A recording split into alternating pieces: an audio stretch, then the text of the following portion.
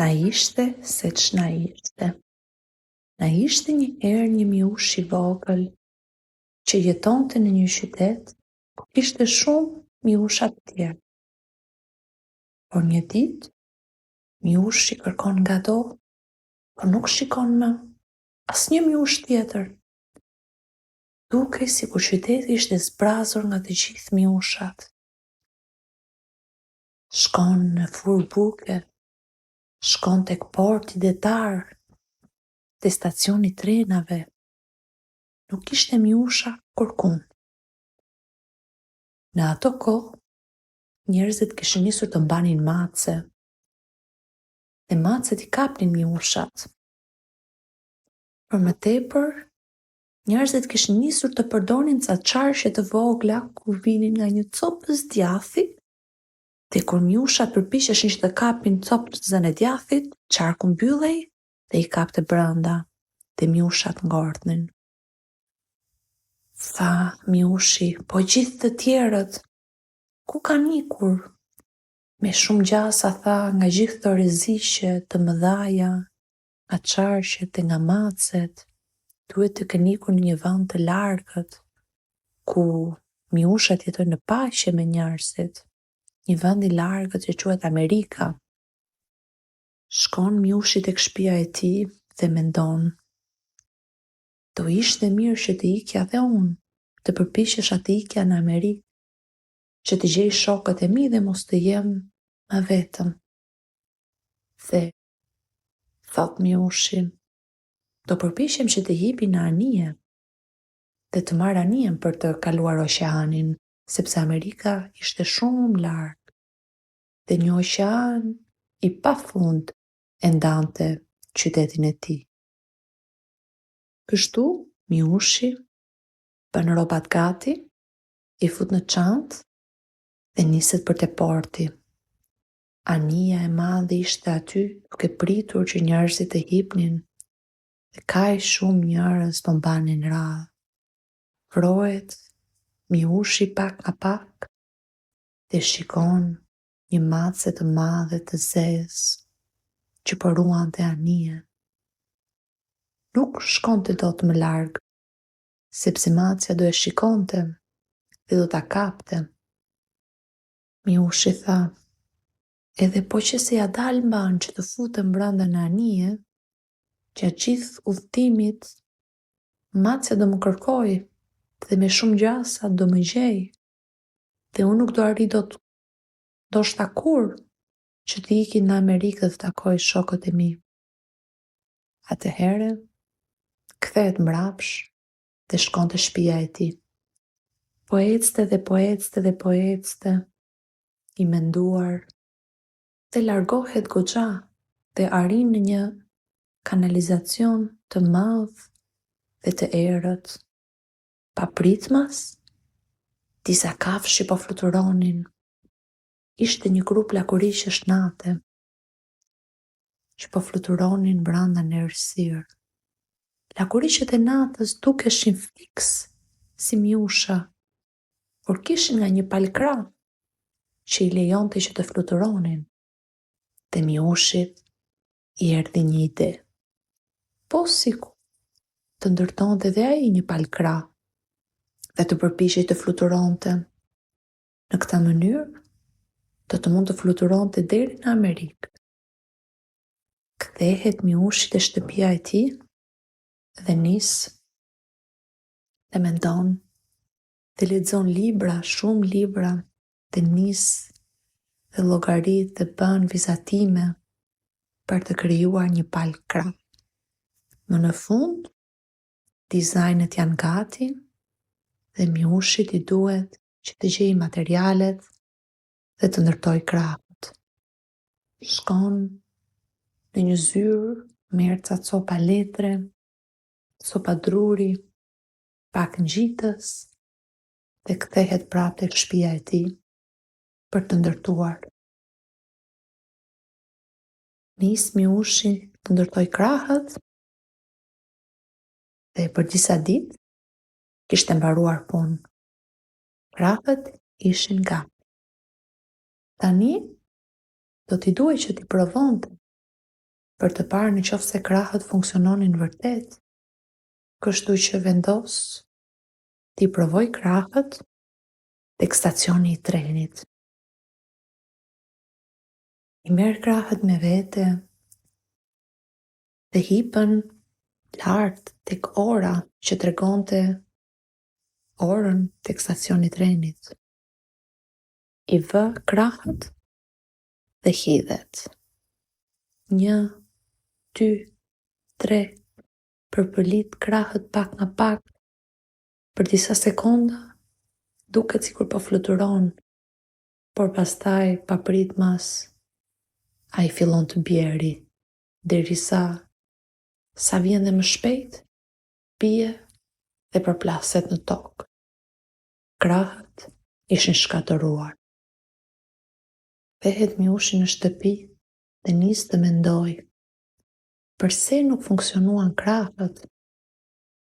Tha, më duhen krah më të mëdhaja dhe më të forta, por më duhet dhe pak ajër i ngrohtë, që po që se fryn poshtë krave, ato do mund të rinë lart dhe unë do mund të fluturoj për me gjatë. Kështu që futet prap Miushi tek shtëpia e tij dhe lexon shumë libra për ditë dhe ditë me radhë. Dhe nis dhe vizaton dhe bën llogari për të bërë një palkrah të tjera më të forta dhe me një turbinë që prodhon avull të ngrohtë për të mbajtur krahët lart. Pas kaq shumë kohësh, Miushi i mbaron llogaritë, i mbaron dizajnot dhe tani i duhet të krijoj krahët. Niset Miushi që të gjej copëzat që i duhen për të prodhuar këto krah të reja, më të mëdhaja dhe më të forta. Gjen një çakmak që do ta përdori për të krijuar nxehtësinë, gjen pak ujë në një shishe, disa turbina dhe ca copa kartoni. Dhe kthehet në shtëpi. Çakmaku ngron ujin dhe krijon avull të ngrohtë dhe avulli shkon të fryj poshtë krahëve. E mbaron Miushi, e përfundon duke e ndërtuar dhe çdo gjë duket shumë mirë. Tani i mbetet vetëm që ta provoj. Kështu që kësaj radhe vendos ta bëj provën tek porti, detar. Hipën në një kull të lartë, ngre dhe krahët, i vesh, i vë në kuriz dhe bëhet gati që të hidhet. 3, 2, 1. Niset Miushi dhe përpëlit krahët. 1, 2, 3, 4, 5. Ati i duket që po fluturon për disa sekonda, kur papritmas po nis të humbasi shpejtësi dhe lartësi dhe pak më vonë e gjen veten në mbërthe me krahët e reja të shkatëruara. As kjo metodë nuk funksionoi. Por duke qenë se arriti të fluturonte për disa sekonda, disa njerëz që ishin duke pritur anijen e pan dhe e fotografuan dhe të nesërmen nëpër gazetat e qytetit shohin një Miush guximtar ishte përpjekur të fluturonte, por ishte rënë në tokë. Këtë gazetë e shikojnë dhe bufat e qytetit. Bufat ishin duke ruajtur qytetin nga mijët dhe i kapnin ngado me kthetrat e tyre të mëdhaja. Dhe më në fund, pasi e kërkuan për shumë kohë, bufat e gjetën shtëpinë e Miushit të vogël. Miushi duhet të bënte shumë kujdes se kur dilte dhe kur hynte në shtëpi, që mos ta shikonin bufat. Kthehet Miushi prap në shtëpi nis të mendoj. Çfarë të bëj kësaj here? Më duhen një palkra të tjera. Madje do ishte më mirë që në vend që të kisha vetëm një palkra, kisha një palkra që mbaheshin brenda një kutije ku unë mund të ulesha. Nuk e dinte Miushi, por ishte duke shpikur avionin e parë. Shkon, mbyllet prap në dhomën e tij, lexon shumë libra, bën shumë llogari, përfundon si dizajnuari pas muajsh me radhë avionin e tij të vogël. Shkon prap Miushi në kërkim të copëzave që i duheshin për ta ndërtuar avionin. Dhe pas shumë më tepër ditësh punë, avioni është gati. Miushit i duhet tani që ta provoj se si funksionon. Avioni ka krah akoma më të mëdhaja dhe akoma më të forta. Kësaj radhe nuk janë prej kartoni, por janë prej metali dhe kanë turbina dhe motor që i lejon avionit të ngjitet lart në qiell dhe të fluturojë. Miushi duhet të provojë avionin për të parë në qoftë se funksionon, por i duhet që të tregohet shumë i zgjuar për të zgjedhur momentin që bufat mos ta shikojnë.